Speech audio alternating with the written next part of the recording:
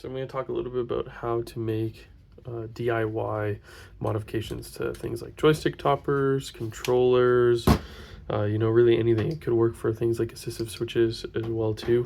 But what we're going to be using is heat moldable plastic. So kind of what a finished product would look like is, say you have a controller like this, but maybe you want this thumbstick to be a little bit wider. You would make that heat moldable plastic here, and in this case now I have a modification that kind of snaps onto this piece that I've molded, and now I have this kind of wider cap that I've made onto it. This isn't the cleanest or maybe nicest version of what you can make with them, but just as an example there. But today what we're going to do is take our redwood joystick here, and let's just say you want to add maybe a little lip on this one corner if you're using your right hand to move the joystick. You just want a little ridge there to kind of rest your thumb as you do that. So what we're going to do, we're going to take our heat moldable plastic, which ends up being pellets essentially. Inside you can see you get some colored ones in there if you want to make different colors. We're just going to use the clear ones for now. So these are just a bunch of pellets. And earlier I filled up this cup with hot water, so I can pour some pellets into there.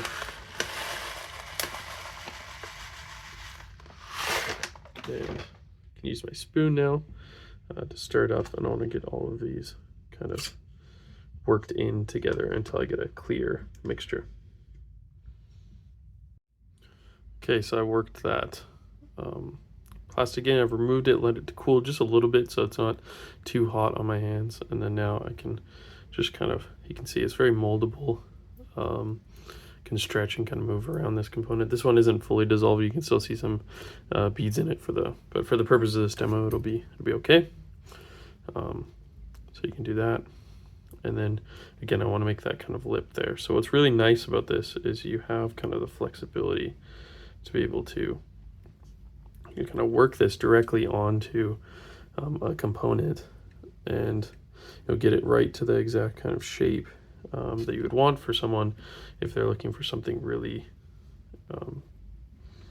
particular, something really customizable.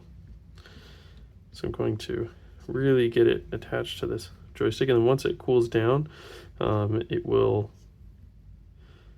keep that shape, but it's not going to actually stick to this joystick. Most of the time it will be able to be removable there. So you can see got some extra material on that side. You could shape it into a lip, you could shape it kind of off to the side, whatever it is, but in this case I just want some extra material there, so my hand can rest. So we'll let that cool. So now that it's cooled in its position, I'm able to take it off.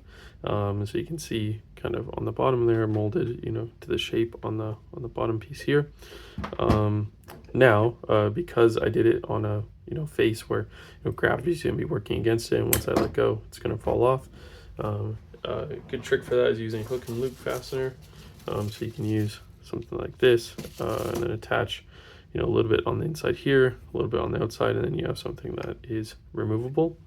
Now if you weren't fighting against gravity on that, say you were making maybe something on the edge of a cup, or something on the top of the topper, for example, that wouldn't be an issue. For example, we have our Xbox controller here with that topper that took that shape. So once it goes on here, you can rotate it into its position, and then now when it's on here, you wouldn't need something like hook and loop fastener for something like this, but something that's on the side or on the bottom of something, that can be a really big help. And this one won't fall off now that it has its shape. It kind of snapped into there. Obviously if I tip it upside down and shake it or something, maybe there's a potential of it falling off. Oh, it's on there pretty good. But still, if you needed it in more rigid fashion, then of course you could use a hook and loop fastener. Again, this doesn't have to be used for joysticks or gaming devices at all. Lots of folks have used it for a ton of different applications that you can see here.